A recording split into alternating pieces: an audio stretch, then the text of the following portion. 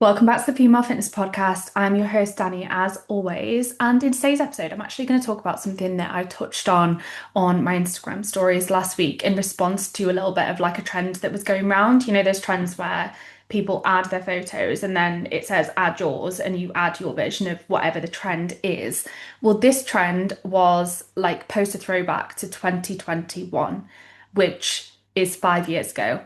First of all, how was 2021 5 years ago? Because it feels like I've blinked and 5 years have passed. So that's crazy. But it also at the same time feels like I've lived a lot of different lives in those last 5 years. So I don't know. I'm sure a lot of you will be able to relate to that, but it feels like it's flown and time is especially flying this year. It feels like it's going at a rapid rate, but also a lot has happened in the last 5 years. So yeah, and anyway, I was completely different 5 years ago to the version of myself that I am now. I now feel like I'm my truest self that I've ever been, but 5 years ago, my life looked very different.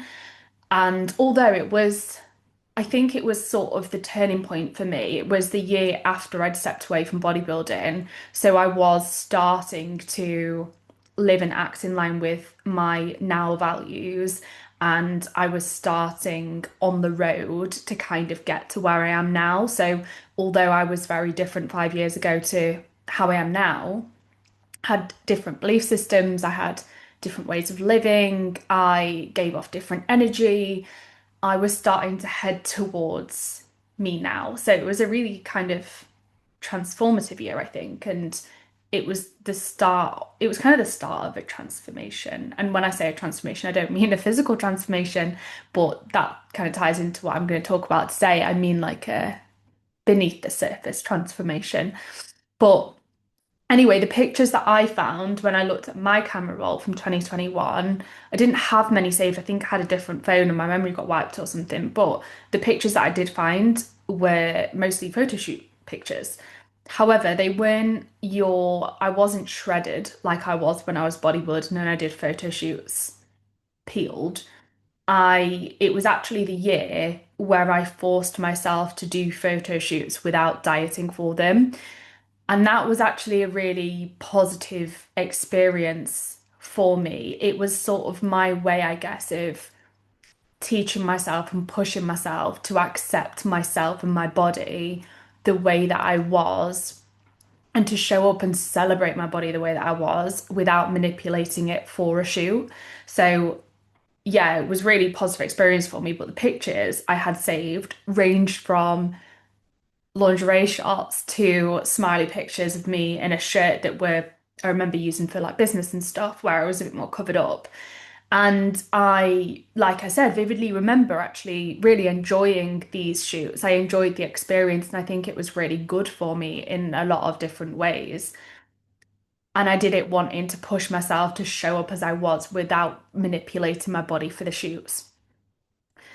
I moved away from bodybuilding the year prior to that. So the year I moved away from bodybuilding was 2020. And so I had, during my time bodybuilding, and I competed for 5 years, the only time I ever really did shoots intentionally was when I was stage lean to celebrate getting stage lean. And so that's why doing these photo shoots where I was just showing up as I was without dieting was so beneficial for me to kind of just show myself that I could still show up and really like the pictures and like the experience of being in front of a camera without having to be shredded like I had done previously. And it had at the time a positive impact on how confident I felt in my own skin. So I'm glad I did those photo shoots.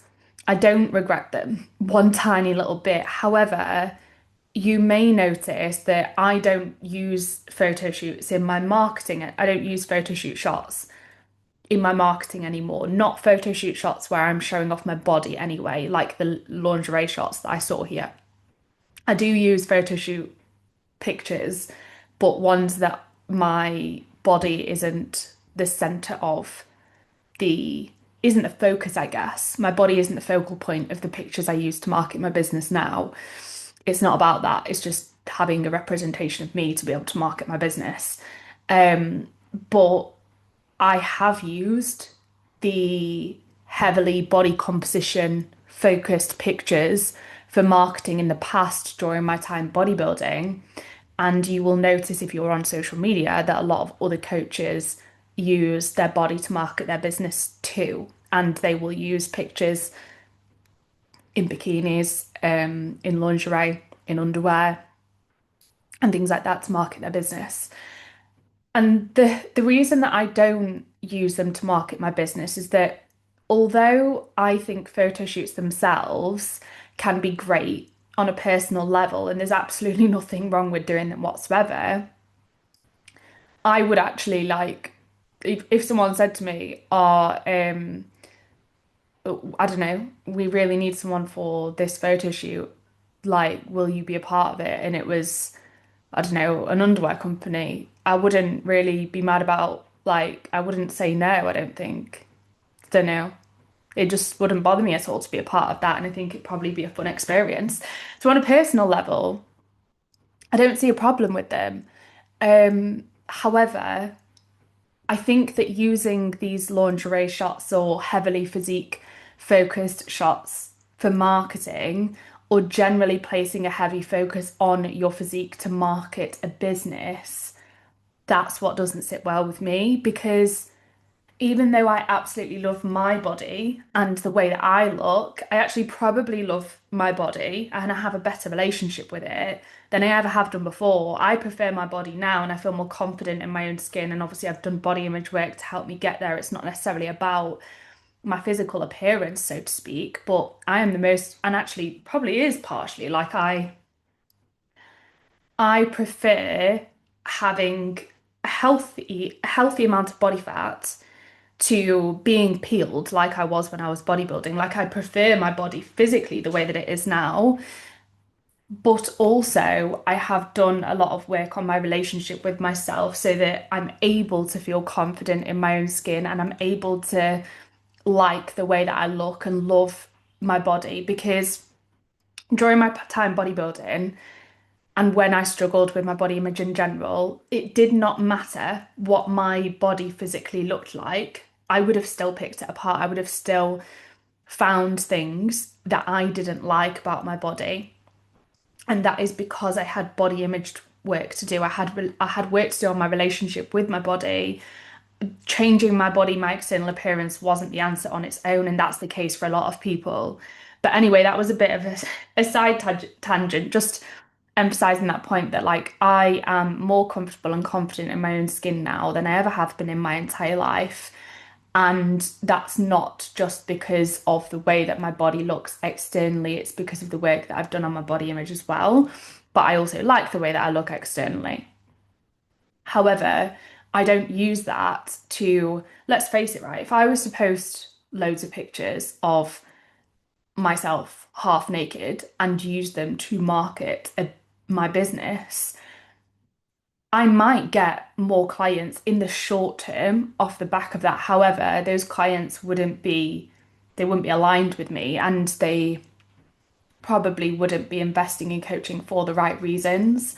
And they also probably wouldn't be adding to the sustainability of my business growth because they would probably be short-term clients because of their motives for investing if they're investing off the back of the way that a coach looks. So I think it's really important to take into account all of that nuance. But it's also like I don't do that, even though I know that I could get clients through the door in the short term off the back of doing it, because it's not, there's more important things to me than that. It's not what I want to be known for as a coach.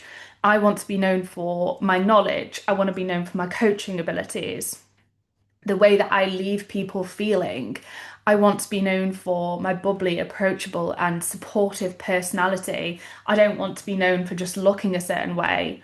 And I also don't want to encourage women to invest in coaching based solely off of what a coach looks like, because that leads to a lot of problems in the fitness industry for both coaches and for the general population, potential clients.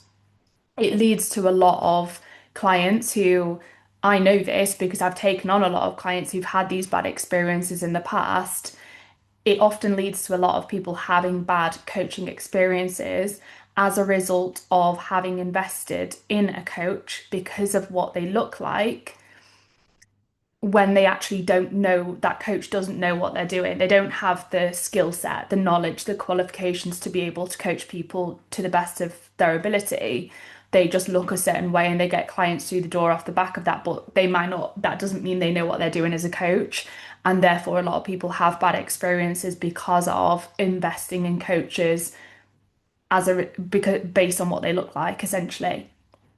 And as a reminder to any of you listening to this, I think sometimes it's important to come back to this, is a coach's appearance is influenced by so many different factors outside of nutrition, training, the way that they live their lives, their lifestyle. So, for example, it's influenced quite heavily by genetics, whether they're taking performance enhancing drugs or not, which, by the way, is far more common than most people realize, especially in the bodybuilding world. If you look at a competitor on Instagram, unless they compete in a natural federation, it's very likely that they take performance enhancing drugs, and that's nothing against that decision for them. However, it's important as someone who is looking for a coach to bear that in mind because you don't want to be taking performance enhancing drugs, or the likelihood is that you don't.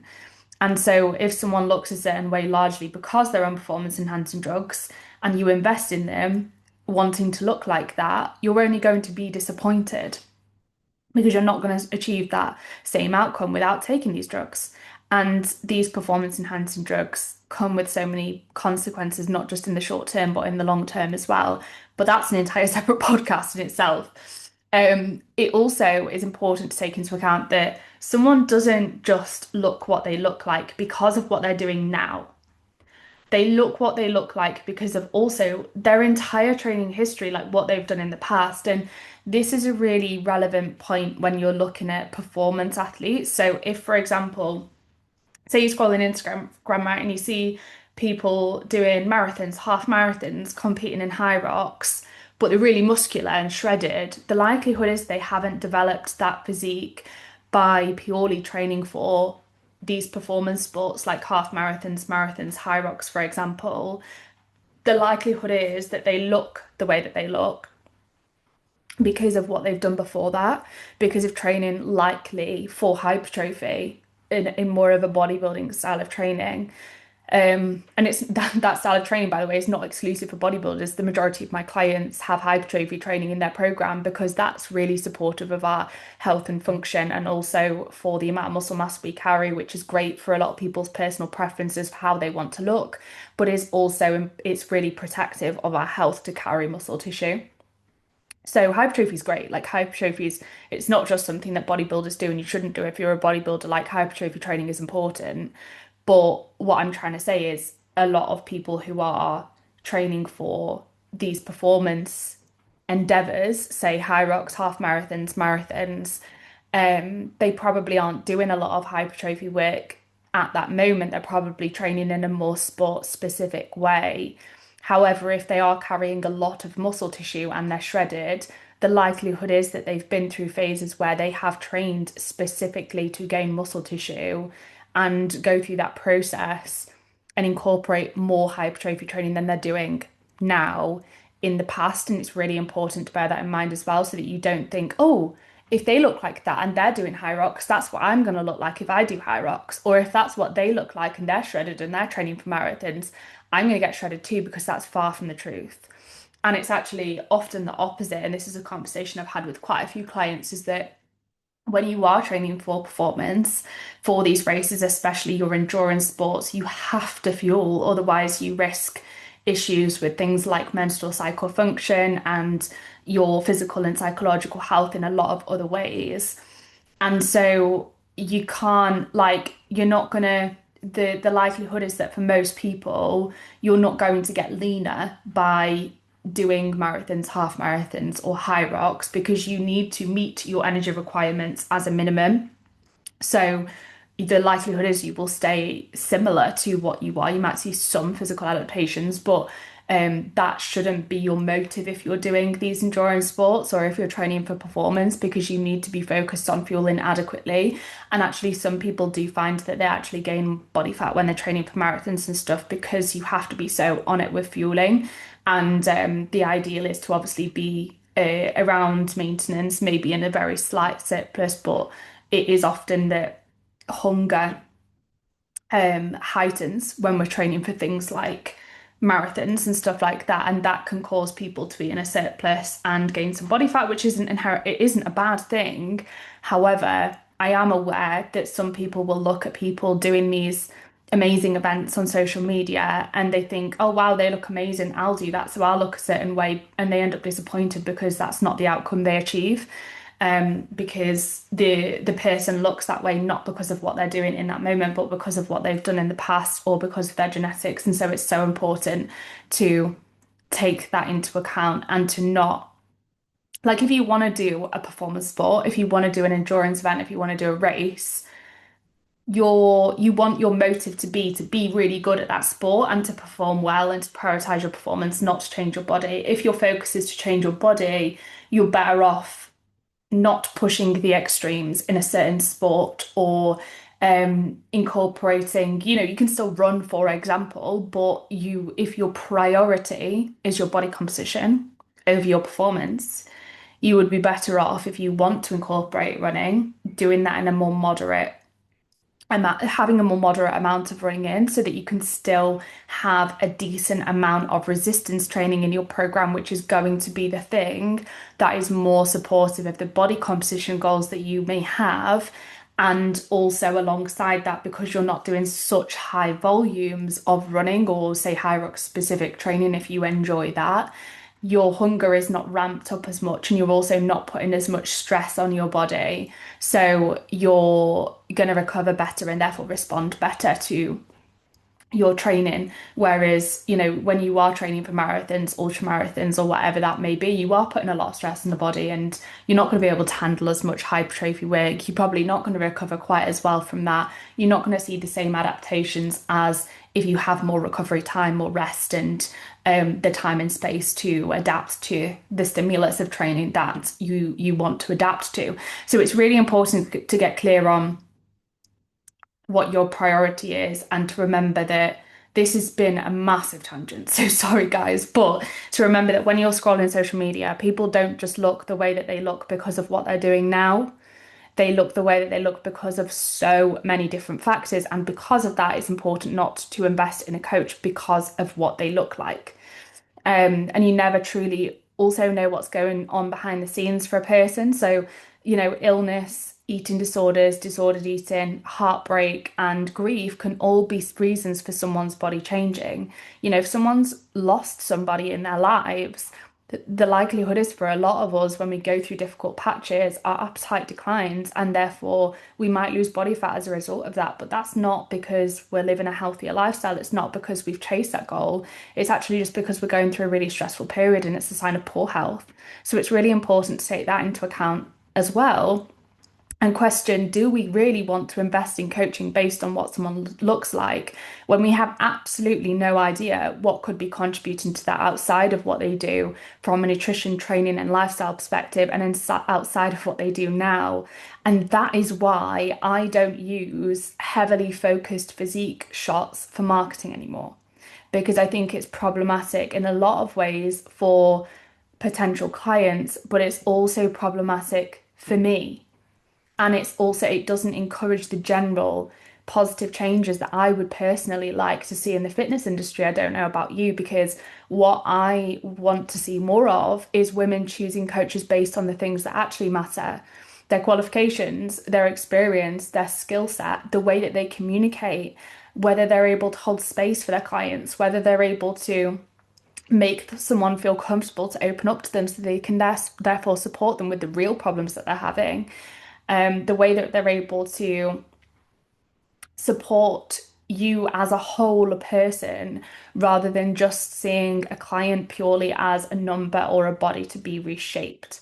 I want my desire would be for transformation challenges, the type that focus on a physique transformation solely and 12-week shred packages to lose their appeal because they rarely lead to anything sustainable over the long term and often leave a lot of women feeling worse about themselves than when they started. I know that because I've taken on a lot of clients who've been through these transformation challenges in the past and come out of the other end worse off. And I want it to be normal and to feel normal to ask a coach about their approach, their values, and how they handle the the more personal parts of coaching, like working with clients through difficult life events, plateaus, or shifts in their goals and values, because that happens to all of us. You know, our route is very rarely linear and goals change, and that's okay. And if you have a coach who tries to shove you down a certain path, that's not going to help you when those goals do change and when you do see a shift in your values. And the thing is, like, the best coaches aren't often the ones with the most marketable physiques. And it's really important to take that into account. They are the ones who actually care deeply about their clients, who have the knowledge and skill set to take their clients through a truly transformation process that runs far beyond surface level, as opposed to just giving them calories and macros to follow and a step target and a cardio target and have them get shredded only to end up back where they started. Because a lot of people feel very lost after that process and don't see success with sustaining that progress that they've made over the long term. So I think it's really important to take that into account. So yes, today was a bit of a ramble about, like, I guess, marketing and using physique shots, and also I really hope it's provided you a lot with a lot of food for thought. So if you are thinking of investing in a coach, you really do consider, you don't just go for the person who's shredded, because they often aren't the coach that you really need. They aren't the coach that's going to be able to support you in your transformation, whatever that looks like. They are probably just someone who's genetically gifted or is taking performance enhancing drugs, fat burners, all of this stuff. Maybe they even have their own relationship with food issues to work through, or body image issues to work through. Often the people who are, you know, always posting heavily focused physique shots all the time, often they have the worst body image. And I know that because my body image was its worst when I was obsessed with taking pictures of my physique. I literally used to take like a ridiculous amount of photos of my abs and my physique, and it's actually embarrassing to look at. This was maybe I'd say between 6 and 10 years ago, when I was competing in bodybuilding. Like, when I do my check-in shots, I would take about 20 at least and multiple videos. I was obsessed with looking as lean and small as possible, and I just used to pick myself apart, even though I was at my leanest. So that's just a little friendly reminder that, like, the people who may on surface level seem the most confident because they're posting physique shots all the time, they're often actually the most insecure and unhappy with their body. And they often also are the people who struggle with their relationship with food and body image. And so have a lot, they're not living, they're not feeling happy, they're not living, they don't have the outcome that you want. You want to feel confident in your own skin, you want to be happy, you want to live a vibrant life, you want to have a body that you love. Like, these people don't have that outcome, even though they often look like it on surface level.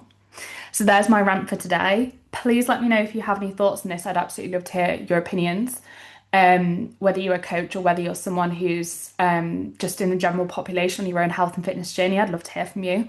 So please reach out. My Instagram is Danny Bosworth. And if you would like support with your health and fitness goals from a coach who actually gives a shit about you and wants you to achieve a true transformation far beyond surface level, and is going to hold space for you and going to support you and make you feel like you have my full attention and you are almost my only client. That's a comment I've had from clients previously. They said they felt like my only client because that's the attention to detail I give people. If you want to feel that way and you want to experience what it's like to truly flourish and achieve a true transformation and maintain that progress over the long term, message me on Instagram. Let me know you're interested in coaching, and we'll get a chat set up, we'll get a call set up so that we can talk through everything in a little bit more detail. I can get to know more about you and your goals, and we can get you set up from there.